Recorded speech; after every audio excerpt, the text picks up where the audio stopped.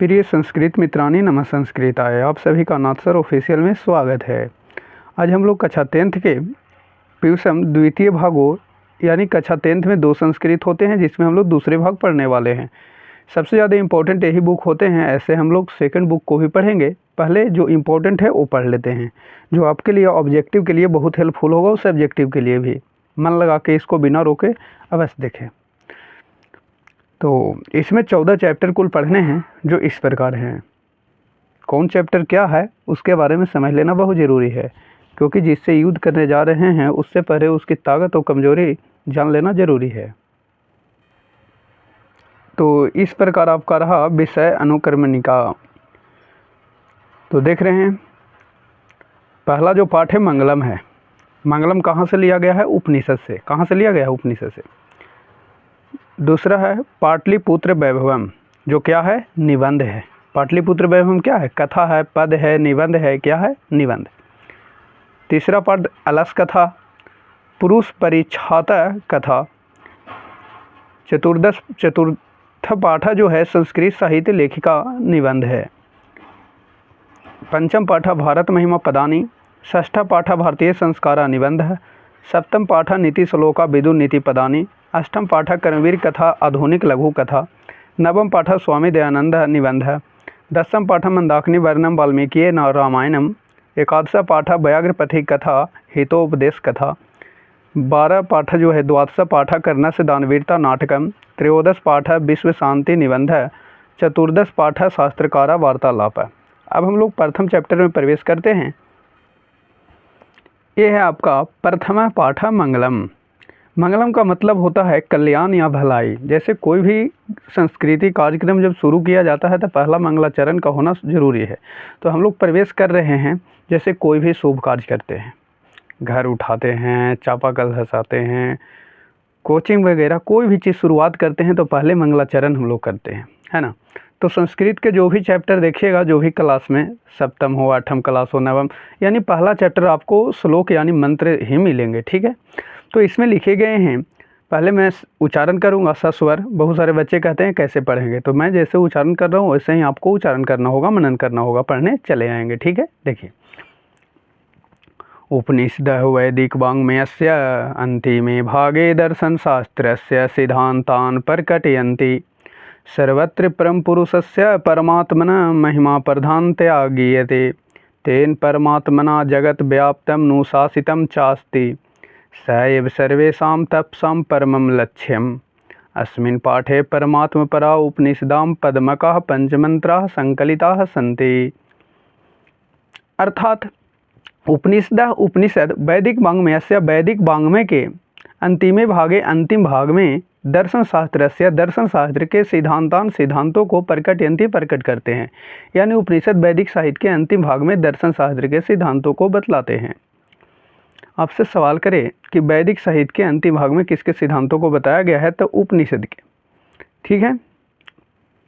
सर्वत्र परम पुरुषस्य परमात्मना महिमा प्रधानतया गीयते। सभी जगह परम पुरुष परमात्मा की महिमा गाई जाती है।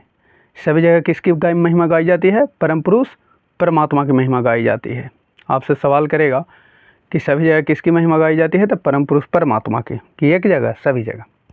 तेन परमात्मना जगत व्याप्तम अनुशासितम चास्ति, और उस परमात्मा के द्वारा ही संसार व्याप्त और क्या है? अनुशासित है। बंधे हुए हैं एक लोग दूसरे से। अगर वो परमात्मा नहीं होते तो हम लोग जितने भी पूजा पाठ हैं, एक दूसरे पे विश्वास करते हैं, सब क्या हो जाते हैं? ख़त्म हो जाते हैं। उसी के डर से हम एक कर्म करेंगे तो हमको ऐसे सज़ा मिलेगी, उसी के डर से एक दूसरे से लोग क्या हैं? बंधे हुए हैं। तो ये संसार जो है, जगत जो है, किससे व्याप्त और अनुशासित है? तो परमात्मा से, ठीक है। स एव सर्वेषां तपसां परमं लक्ष्यम, वही सभी की तपस्या का परम लक्ष्य है। वही सभी की तपस्या का क्या है? परम लक्ष्य। जितने भी आप तप करते हैं वो सभी की मनोकामना पूरा करने वाले होते हैं। सभी की तपस्या का परम लक्ष्य कौन है? परमात्मा। अस्मिन् पाठे परमात्मा परा उपनिषदां पद्मका पंचमंत्रा संकलिता सन्ति। इस पाठ में परमात्मा की महिमा से युक्त, यानी परमात्मा के द्वारा कही गई उपनिषद से पद के रूप में, कैसे? पद के रूप में, कैसे? पद के रूप में पंचमंत्रा, 5 मंत्र संकलित हैं, लिए गए हैं। आपसे सवाल करता है कि मंगलम पाठ में जो मंत्र लिए गए हैं किस रूप में है? पद के रूप में कि गद के रूप में? था पद के रूप में, देख रहे हैं ना, पद के रूप में है।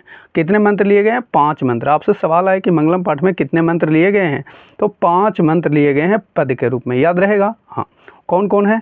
जो आप देख ही रहे हैं कि किस ढंग का है ना। ये 4 है, अब ये काऊ है उस साइड में देखेंगे हम लोग, ठीक है। तो बारी बारी से हम लोग देखते हैं कि पहला जो पाठ है कहाँ से लिया गया है? उपनिषद से, ईशावास उपनिषद से। कौन उपनिषद से? ईशावास उपनिषद से, ठीक है। आपसे सवाल है, पहला श्लोक क्या है? हिरण्मेन पात्रेण सतस्यापिहितं मुखम तत्त्वं पुष्णपावृणो सतधर्माय दृष्टये। हिरण्मेन पात्रेण यानी हिरणमय पात्र से सतस्यापिहितं मुखम, सतस्य यानी सत्य का, मुखम मन मुँह, अपिहितं मने ढका हुआ है। आजकल हिरणमय पात्र से सत्य का मुँह ढका हुआ है। तत्वं पुष्णपावृणो सद्धर्माय दृष्टये। हे पुष्ण, हे सूर्यदेव, सत्य और धर्म के दर्शन करने के लिए आप उस आवरण को हटा दें। अर्थात कहने का तात्पर्य ये हुआ कि आजकल लोगों का जो मन है हिरणमय पात्र से, हिरण कितना महंगा होता है सोना, स्वर्णमय पात्र से सत्य का मुँह ढका हुआ है। यानी लोगों का मन आजकल लालच से भरा हुआ है।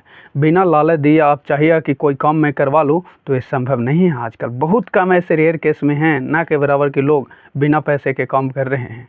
तो इसमें वही बताया जा रहा है, कोई भक्त है जो प्रभु से कामना कर रहा है कि हे प्रभु, मेरे मन में जो भी लोभ लालच है इसको आप मेरे मन से त्यागने का प्रयास करें। इसी के बारे में इसमें कहा गया है। तो आपसे सवाल आए कि हिरणमय पात्र से किसका मुँह ढका हुआ है? सत्य का। याद रहेगा, हिरणमय पात्र से किसका मुँह ढका हुआ है? सत्य का। या सत्य का मुँह किससे ढका हुआ है? तो हिरणमय पात्र से, ठीक है। फिर आगे है इसी में कि सद्धर्माय प्राप्त दृष्टि, यानी सत्य और धर्मात्मा की प्राप्ति के लिए किसके हटाया जाए? तो हिरणमय पात्र को। याद रहेगा, हिरणमय पात्र को। मैं सवाल भी करने वाला हूँ ऑब्जेक्टिव। अभी यहाँ तक पढ़ने आ गए आपको, नहीं तो आपको रिवीजन करना है, याद आ जाएंगे, ठीक है। अब इस श्लोक देख लीजिए, कौन उपनिषद से लिया गया है? ईशावास उपनिषद से। यही श्लोक है पहला। आपसे दे देता है कि हिरणमय पात्रेण सतस्यापिहितं मुखम तत्त्वं पुष्णपावृणो सद्धर्माय दृष्टि, किस उपनिषद से लिया गया है? तो ईशावास, ठीक है। दूसरा श्लोक जो कठ उपनिषद से लिया गया है। कहाँ से? कठ। अनोर्न्यान महतो मह्यान आत्मास्य जंतोर्निहितो गुह्याम तम क्रतु पश्यति वित्सोको धातु प्रसादान महिमान मात्मन। अनोन्यान, अनु से भी अनु, महतो मह्यान और महान से भी महान आत्मा, जंतु प्राणियों के, गुह्याम गुफा में निहितो स्थित है। यानी आत्मा जो है वो कहता है कि अनु से भी अनु है, छोटा से भी छोटा है और महान से भी महान है, जितना आप कल्पना भी नहीं कर सकते। वो आत्मा प्राणियों के हृदय रूपी गुफा में स्थित है, कहीं दूसरा जमा नहीं है। जो मंदिर मस्जिद में सब आप खोजते हैं वो आपके ही अंदर है। आप ही के कर्मों से वो एक्टिव होता है, अच्छा होता है। अगर आप कर्म गलत होगा तो वो एक्टिव नहीं होते हैं, वो गलत की तरफ ही चले जाते हैं। और अगर सुकर्म होगा तो वो एक्टिव होने लगते हैं। जो अच्छे अच्छे विद्वान हैं उनको देखिएगा, उसका जो आत्मा है एक्टिव हो चुका है, क्या करना चाहिए, क्या सही है, क्या गलत है। आजकल बहुत सारा ढोंग देखे हैं। अच्छे लोग एक बार पूजा करते हैं और कुछ लोग जो होते हैं बहुत बार पूजा करते हैं, उनका देखा ही इसकी। वो तो एक बार करके चले गए, और आप कै बार कर रहे हैं वो आप ही समझिएगा, क्योंकि आपका आत्मा पवित्र नहीं है। आप अपने अंदर की शक्ति को नहीं पहचानिए कि मैं कौन हूँ। इसीलिए कहा गया कि अनुअनियान महतो मह्यान, यानी आत्मा जो है छोटा से भी छोटा है, अनु से भी अनु है और महान से भी महान है। महतो मह्यान मैंने महान से भी महान है। आत्मा कहाँ स्थित है? प्राणियों के हृदय रूपी गुफा में। आप एक प्राणी हैं कि निर्जीव हैं? प्राणी हैं। तम क्रतु पश्यति वित्सोको धातु प्रसादान महिमानम आत्मना, यानी उसे कोई कामना रहित और चिंता रहित साधक व्यक्ति परमात्मा की कृपा से देख पाता है। अगर आप कामना वाला रहिएगा, वासना वाला रहिएगा तो नहीं देखिएगा। अगर कोई चिंता वाला रहेगा तो ऐसा व्यक्ति नहीं देख पाएगा। अच्छे से आपको ये सब को छोड़ छाड़ करके एकदम लिप्त होना होगा परमात्मा में। आपको अच्छे से सुकर्म करना होगा। इसका मतलब ये नहीं कि पूजा पाठ करना है, यानी सुकर्म करिए, सत्य बोलिए, सत्य के मार्ग पे चलिए, किसी को चिंता नहीं दीजिए, दुख नहीं दीजिए, पीड़ा नहीं दीजिए। तब वो पवित्र होगा, वो आप आत्मा को पहचान पाइएगा कि अब मैं कौन हूँ। ठीक है, तो ये क्लियर हो गया आपको कि अनु से अनु कौन है? आत्मा। महान से महान कौन है? आत्मा। ठीक है, क्लियर है यहाँ तक? हाँ, ये कहाँ से लिया गया था? कठ उपनिषद से। श्लोक आवेगा कि अनु अनियान महतो मह्यान आत्मा सजंतो निहितो गुह्याम तम क्रतु पश्यति विश्वको धातु प्रसादान महिमानम आत्मना। कहाँ से लिया गया था? कठ उपनिषद से। कोई दिक्कत नहीं होना चाहिए। तीसरा जो श्लोक है वो मुंडक उपनिषद से लिया गया है। कहाँ से? मुंडक। सत्यमेव जयते नानिरितम सत्येन पंथा वित्तो देवयान, ये नाक्रमन्ति हिरिष्य है आप्ते कामा यत्र तत् सतस्य परम निधानम। सत्यमेव जयते नानिरितम। सत्यम धन एव। आप जो मुद्रा हैं, जो आपके पास 10 रुपये का नोट है, 20 रुपये का नोट है, जितने भी नोट हैं आपके पास, सिक्के हैं, इस सब पे देखिएगा लिखा हुआ रहता है सत्यमेव जयते, सत्यमेव जयते। सत्यम धन एव, यानी सत्यम मतलब सत्य की, एव मने ही, जयते मने जीत होती है, ना निरीतम सत्य की नहीं। किसकी जीत होती है? सत्य की जीत होती है। किम जयते? सत्यमेव जयते। किम न जयते? असत्यमेव। यानी किसकी जीत होती है? विजय होती है सत्य की। किसकी जीत नहीं होती है? असत्य की, यानी झूठा की जीत नहीं होती है। सत्येन पंथा वित्तो देवयाना। सत्य के पंथा मने मार्ग पर, यानी मार्ग के द्वारा ही विस्तृत मने आसान होता है, देवयाना मने देवलोक तक पहुंचने का रास्ता। सत्य के अगर मार्ग पर चलिएगा तो देवलोक तक पहुंचने के लिए रास्ता क्या हो जाता है? आसान हो जाता है। ये नाक्रमन्ति ऋषिया है आप्त कामा यत्र तत् परम सतम निधानम। यानी जिस रास्ते पर आप्तकामी ऋषिगण चलकर उस सत्य को प्राप्त कर लेते हैं जहाँ सत्य का परम भंडार है। यानी कुल मिलाकर कहा जा रहा है कि अगर आप सत्य के मार्ग पे चलते हैं तो आपके लिए देवलोक तक कहीं भी पहुंचने के लिए आपके मार्ग आसान हो जा रहे हैं।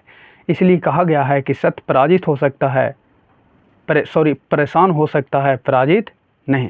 सत्य परेशान होगा, सत्य के मार्ग पर चलिएगा तो बहुत अड़चने आएंगे, लेकिन कभी आप पराजित नहीं होइएगा। आपका विजय जरूर होगा, एक न एक दिन जरूर होगा। आज नहीं तो कल, कल नहीं तो परसों जरूर होगा। क्लियर हुआ? हाँ, ये कहाँ से लिया गया था? मुंडक उपनिषद से। इसमें क्या क्या सवाल आएंगे? किसकी जीत होती है? सत्य की। किसकी जीत नहीं होती है? सत्य की, यानी झूठा की जीत नहीं होती है। ठीक है। हाँ, किसके द्वारा देवलोक तक पहुंचने के लिए मार्ग आसान हो जाता है? सत्य के द्वारा। ठीक, अब हम लोग चौथा देखने वाले हैं। ठीक है, देखिए चौथा जो है वो मुंडक उपनिषद से भी लिया गया है। यथा नदः स्यन्दमाना समुद्रे स्तम गच्छन्ति नाम रूपे विहाय तथा विद्वान नाम रूपाद विमुक्तः परात् परम पुरुषम उपैति दिव्ययम्। यथा नदा मैंने जिस प्रकार, नदा मैंने नदिया, स्यन्दमाना मैंने बहती हुई, प्रवाहती हुई, समुद्रे स्तम मैंने समुद्र में, गच्छन्ति मिल जाती है, कैसे? नाम रूपे विहाया, नाम और रूप को विहाय मैंने छोड़कर।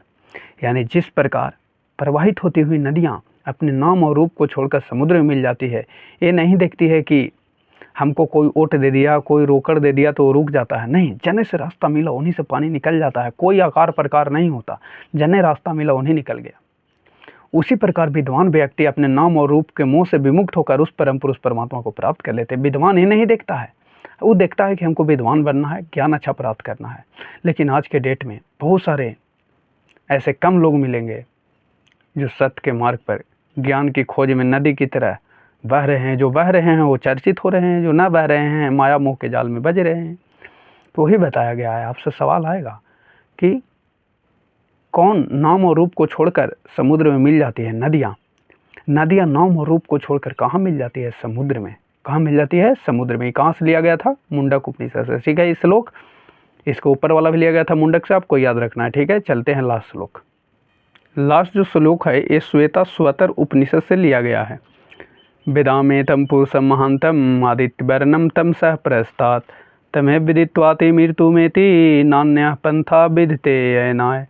यानी मैं अंधकार से भरा अज्ञानी व्यक्ति हूँ, लेकिन इसके दूसरी ओर आदित्यम वर्णः तं सह प्रस्तात्,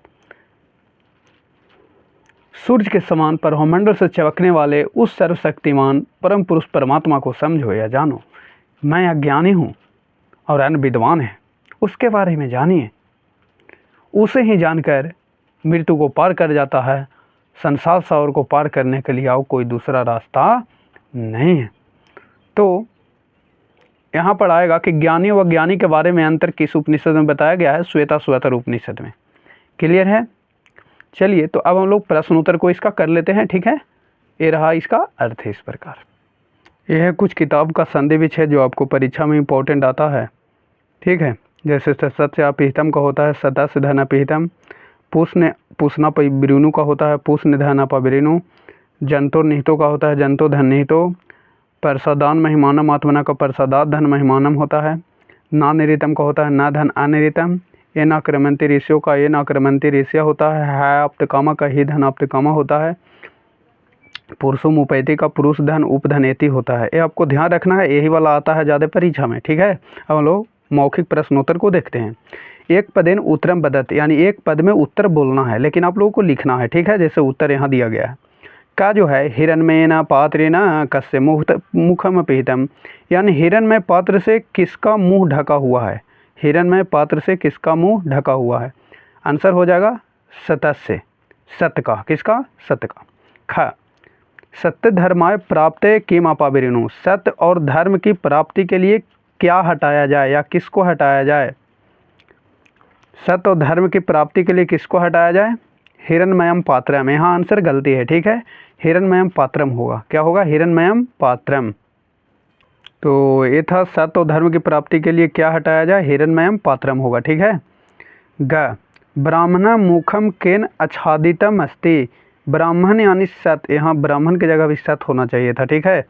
सत्य का मुंह किस से ढका हुआ है, तो हिरण्मयम पात्रम, हिरण्मयन पात्रेन, ये भी सही है, हिरण्मयन पात्रेन जोड़ना है तो पात्रेन भी जोड़ सकते हैं, ठीक है, ऐसे सही है।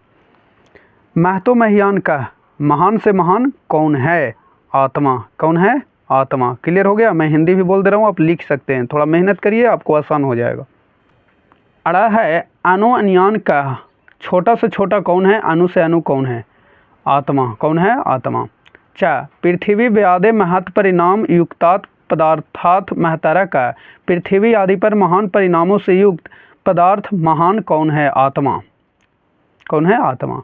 कीदृशा पुरुष निजेंद्रिया प्रसादात आत्मानम अहिमानम पश्यति शोकरहिता च भवति, किस प्रकार के पुरुष अपनी निज आत्मा की पवित्रता से परमात्मा की महिमा को देख लेता है और शोक से मुक्त हो जाता है।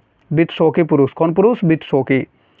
कियम जयम प्राप्नोति, किसकी जय होती है, किसकी विजय होती है, तो सत्यम, सत्य की, किसकी, सत्य की। किम जयम न प्राप्नोति, किसकी विजय नहीं होती है, सत्यम, सत्य की।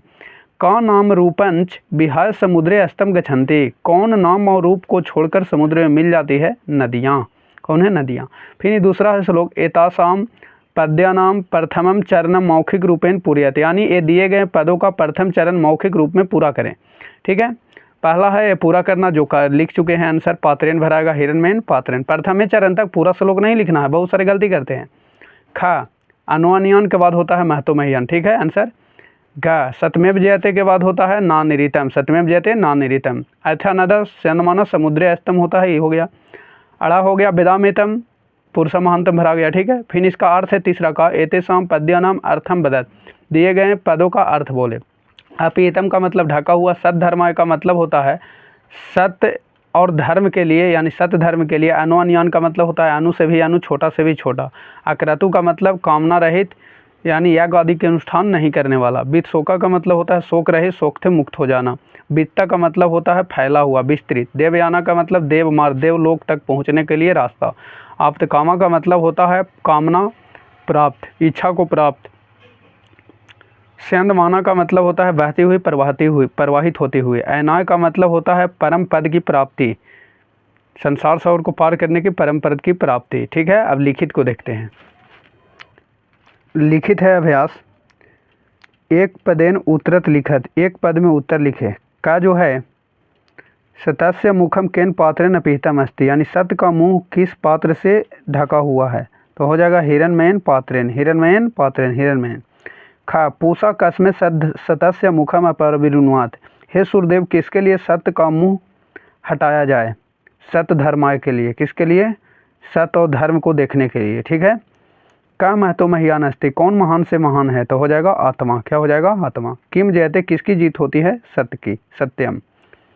अड़ा देवयाना पंथा केन बीतता अस्ति, देव लोक तक पहुँचने के लिए रास्ता किससे विस्तृत होता है, आसान से, सत्य से। नदियाँ के विहाय समुद्रे हस्तम गच्छन्ति, नदियाँ किसे छोड़कर समुद्र में मिल जाती है, नाम रूप, नाम रूप को। साधका पुरुषम विदित्वा कम अत्यति, ज्ञानी पुरुष किसे जानकर किसको पार कर जाते हैं, मृत्यु को, किसे जानकर किसको पार कर जाती है, मृत्यु को। फिर है दूसरा, अधोलिखित उदाहरणम अनुसृत प्रदत्त प्रश्नानाम उत्तराणि पूर्ण वाक्यन लिखित, नीचे लिखे गए उदाहरण के अनुसार प्रदत्त यानी दिए गए प्रश्नों का उत्तर पूर्ण वाक्य में लिखें।